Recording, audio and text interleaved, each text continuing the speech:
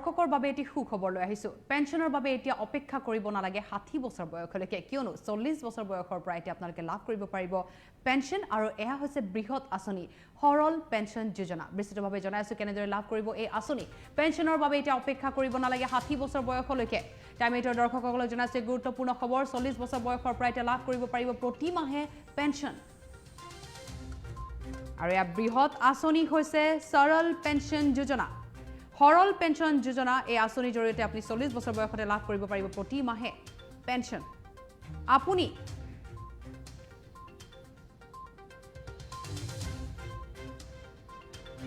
কেৱল এবাৰহে প্ৰিমিয়াম পৰিশোধ কৰিব লাগিব বাকি জীৱনৰ বাবে পেনশন লাভ কৰিব আপুনি 1 জুলাইৰ পৰা আৰম্ভ হৈছে এই আঁচনি নাম হৈছে সৰল পেনশন আঁচনি আৰু এই সৰল পেনশন আঁচনি লোৱাৰ দুটা উপায় আছে 1 জুলাইৰ পৰা আৰম্ভ হৈছে এই বিশেষ আঁচনিখন নাম হৈছে সৰল পেনশন যোজনা আৰু এই সৰল পেনশন আঁচনিখন লোৱাৰ দুটা উপায় আছে একক জীৱন এই একক জীৱন আঁচনিখন এজন ব্যক্তিৰ নামত হ'ব পেনশনাৰ সকলে জিআই থকালৈকে পেনশন লাভ কৰি থাকিব পাৰিব এই একক জীৱন আঁচনিখনৰ জৰিয়তে তাৰ পিছত নমিনিয়ে আধাৰ প্ৰিমিয়াম লাভ কৰিব আনহাতে আছে যুগ্ম জীৱন এই যুগ্ম জীৱন আঁচনিখনত স্বামী আৰু পত্নী দুয়োৰে কভাৰেজ আছে অৰ্থাৎ দুয়ো গৰাকীকে সামৰি লোৱা হ'ব এই আঁচনিখনৰ মাজত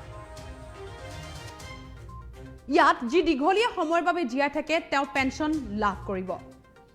যেতিয়া দুয়োজন নাথাকে মনোনীত ব্যক্তিয়ে আধাৰ মূল্য পাব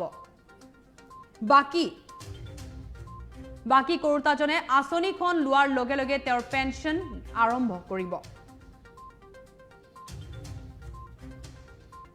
পেনশনৰ প্ৰয়োজন আপোনাৰ ওপৰত নিৰ্ভৰ কৰিব আপুনি নিজেই এই বিকল্পবোৰ বাছনি কৰিব লাগিব প্ৰতি মাহে বা 3 মাহত বাৰ্ষিক প্ৰয়োজন অনুসৰি আপুনি নিৰ্বাচন কৰিব লাগিব আপোনাৰ আঁচনি এই পেনশন আঁচনিবোৰ অনলাইন আৰু অফলাইন দুয়ো ধৰণে লাভ কৰিব পাৰিব আপুনি আঁচনিখন বছৰি নিম্নতম 12000 টকা হ'ব লাগিব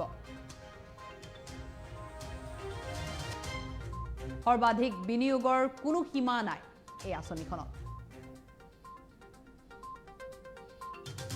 এই আঁচনিখন 40ৰ পৰা 80 বছৰলৈকে মানুহৰ বাবে জনাইছো এক গুৰুত্বপূৰ্ণ খবৰ সুখবৰ টাইমেটৰ দৰ্শকসকলক পেনশনৰ বাবে এতিয়া অপেক্ষা কৰিব নালাগে 60 বছৰ বয়সলৈকে কিয়নো 40 বছৰ বয়সৰ পৰা এতিয়া লাভ কৰিব পাৰিব পেনশন প্ৰতি মাহে পেনশন লাভ কৰিব পাৰিব 40ৰ ঊৰ্ধ্বৰ লোকে আৰু এয়া হৈছে ভাৰতীয় জীৱন বীমা নিগমে আৰম্ভ কৰিছে বৃহৎ আঁচনি নাম হৈছে সৰল পেনশন যোজনা আপুনি কেৱল এবাৰহে প্ৰিমিয়াম পৰিশোধ কৰিব লাগিব বাকি জীৱনৰ বাবে পেনশন লাভ কৰিব আপুনি 1 জুলাইৰ পৰা আৰম্ভ হৈছে এই বৃহৎ আঁচনিখন সৰল পেনশন আঁচনি লোৱাৰ দুটা উপায় আছে এটা হৈছে একক জীৱন আৰু আনটো হৈছে যুগ্ম জীৱন একক জীৱন আঁচনিখন এজন ব্যক্তিৰ নামত হ'ব পেনশনাৰ সকলে জিআই থকালৈকে পেনশন লাভ কৰি থাকিব আৰু যুগ্ম জীৱন আঁচনিখনত স্বামী স্ত্ৰী দুয়োৰে কভাৰেজ আছে যি দীঘলীয়া সময়ৰ বাবে জিআই থাকে তেওঁ পেনশন লাভ কৰে আৰু যেতিয়া দুয়োজনে নাথাকে মনোনীত ব্যক্তিয়ে আধাৰ মূল্য পাব বীমা কৰোতাজনে আঁচনিখন লোৱাৰ লগে লগে তেওঁৰ পেনশন আৰম্ভ কৰিব পেনশনৰ প্ৰয়োজন আপোনাৰ ওপৰত নিৰ্ভৰ কৰিব আপুনি নিজেই এই বিকল্পবোৰ বাছনি কৰি ল'ব লাগিব আৰু পাৰিব আপুনি নিজে কৰি ল'ব পাৰিব প্ৰতি মাহে বা 3 মাহত বাৰ্ষিক প্ৰয়োজন অনুসৰি আপুনি নিৰ্বাচন কৰিব লাগিব অৰ্থাৎ আপুনি প্ৰতি মাহে পেনশন ল'ব নে 3 মাহত ল'ব নে বাৰ্ষিক নে বছৰি ল'ব সেয়া আপুনি নিজেই নিৰ্বাচন কৰি ল'ব পাৰিব এই পেনশন আঁচনিবোৰ অনলাইন আৰু অফলাইন দুই ধৰণে লাভ কৰিব পাৰে আঁচনিখন বছৰি নিম্নতম 12000 টকা হ'ব লাগিব আৰু সৰ্বাধিক বিনিয়োগৰ কোনো সীমা নাই গতিকে আছিল সুখবৰ এটা 40 বছৰ বয়সৰ পৰা আপুনি লাভ কৰিব পাৰিব প্ৰতি মাহে পেনশন অপেক্ষা কৰিব নালাগে এটা 60 বছৰ বয়সলৈকে